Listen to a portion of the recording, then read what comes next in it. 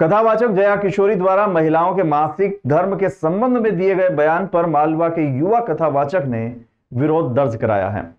घटिया मालवा के युवा कथावाचक व घटिया तहसील के जलवा के निवासी कथावाचक पंडित संतोष व्यास ने कथावाचक जया किशोरी द्वारा महिलाओं के पीरियड के संबंध में बयान देने पर कहा था उन्होंने कि रजस्वला धर्म पीरियड्स की बनावटी बातें हैं। तो मैं कथित कथावाचक जया किशोरी को कहना चाहता हूं कि ये शब्द वापस ले। उनके द्वारा कही गई बातें धर्म के विरुद्ध हैं। साथ ही मालवा के संत पंडित संतोष व्यास ने कहा कि धर्म अनुयायियों के साथ हूं। जया किशोरी एक तथा कथित कथावाचक है। वे धर्म विरोधी कही गई बातों के लिए सनातनियों से क्षमा मांगे। कथावाचक जया किशोरी की बातों का विरोध सुप्रसिद्ध कथावाचक देवकीनंदन ठाकुर सहित कई बड़े बड़े संतों ने किया है। देखिए, कुछ चीजें जब बनाई गई उनके पीछे कुछ कारण होते थे।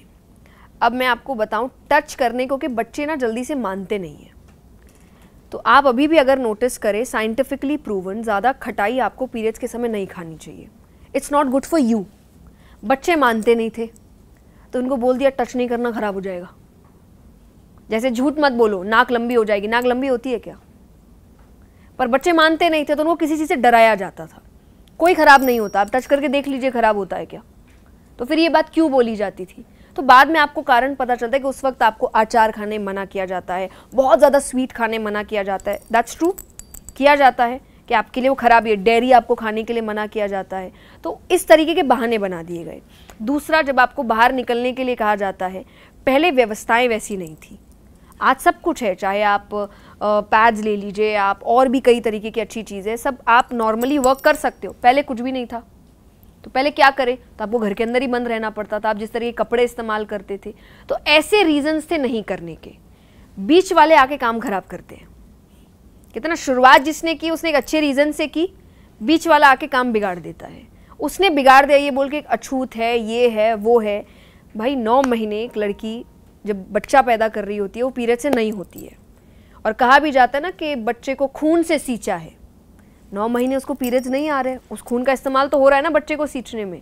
अगर आपको लग रहा है वो खून इम्प्योर है, आप में से जितने हम सब बैठे सब इम्प्योर है। उसी खून से सबको सींचा गया है, इसलिए वो 9 महीने नहीं हुई। बाकी जो लास्ट में बचता है वो नेक्स्ट 40 दिन में निकल जाता है। तो इम्प्योर तो हो ही नहीं सकता। द्रौपदी जी के लिए वो उस वक्त रजस्वला अवस्था में थी जब भगवान आए। भगवान ने टच करने से पहले नहीं सोचा कि रजस्वला अवस्था में है। आप और हम कौन होते हैं सोचने वाले, ये मत करो वो मत करो। तो ये बातें बनाई गई, पहले रीजन अलग थे। अभी जो वीडियो वायरल हुआ है, एक कथित कथावाचक हैं आदरणीय महोदया ने ऐसा एक मीडिया के सामने बयान दिया है कि रजस्वला धर्म ये बनावटी बातें हैं। रजस्वला धर्म हम देहात की भाषा में महावारी कहते हैं। तो उनका कहना है कि ये छुआछूत जो परंपरा से आज तक जो चला रहा है, ये सब बनावटी बातें हैं। जबकि महोदया को ये पता होना चाहिए। आप श्रीमद् भागवत करते हैं, श्रीमद् भागवत में ब्रह्म हत्या के 4 भाग किए गए, उसमें से एक भाग स्त्रियों को दिया गया।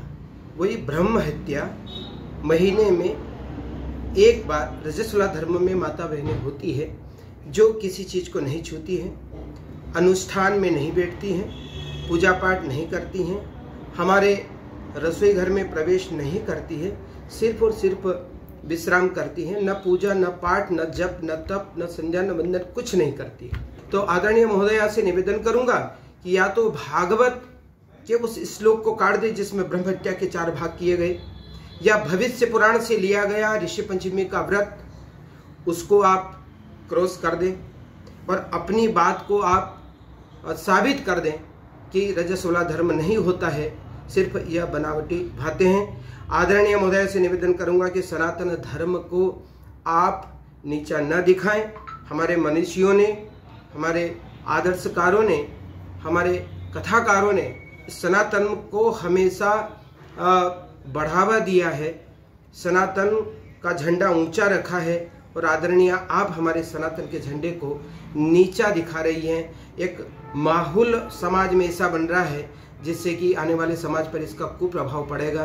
तो मैं ये निवेदन करना चाहूँगा कि आप अपने शब्द पुनः वापस लें, हमारे सनातन धर्म से और सनातनियों से आप क्षमा मांगे।